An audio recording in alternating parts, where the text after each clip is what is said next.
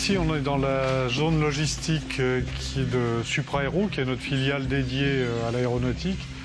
Et donc, on fait la totalité des expéditions vers nos clients, nos gros clients, en fait, les principaux, c'est-à-dire des sociétés comme Safran, Airbus, donc les majeurs. Et en fait, leur puissance et leur compétitivité, elle vient de vraiment de ce super système qui a été monté dans l'aéronautique en Europe.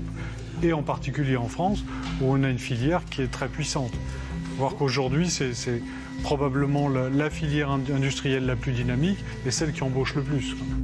À la tête d'une entreprise de 230 salariés, Jean-Marie Gestin fabrique des pièces détachées pour les champions européens de l'aéronautique. Tout un ensemble de produits référencés aéronautiques. Vous voyez des pièces de toute nature. Je vais réussir à vous le sortir. Ça, c'est des petites pièces plastiques. Alors ça, c'est de la visserie, par exemple, qui, de mémoire, est un pour nos gros avionneurs, que je ne citerai pas ici, et qui sert à fixer une partie du cockpit, des zones, donc, des calculateurs. De toute façon, de tout ce qui est étranger, on les fait en priorité. Le matin, souvent. Il est où celui de... Ah bah oui, c'est celui-ci qui est pour Airbus Allemagne, d'accord. Okay. Ce que vous me disiez, c'est que priorité, c'est d'abord les colis européens. Tout à fait. Et ils partent tous à 16h30. Là. Voilà. Parce que la santé de son entreprise dépend directement de l'Union européenne, ce patron a récemment signé, avec une centaine d'entrepreneurs, un manifeste pour sensibiliser ses salariés, moins d'un mois avant les élections. Nous nous engageons à informer nos collaborateurs des leviers que constitue l'Europe sur l'activité économique des entreprises, sur l'emploi et sur le pouvoir d'achat des citoyens. Et notre entreprise, elle vit grâce à l'Europe. Et en fait, on arrive à développer nos forces d'ingénieurs, des forces techniques, des forces qui sont vraiment liées à la technicité de nos produits, parce qu'on n'est pas englué dans des tâches de gérer de la douane, gérer des difficultés de droit.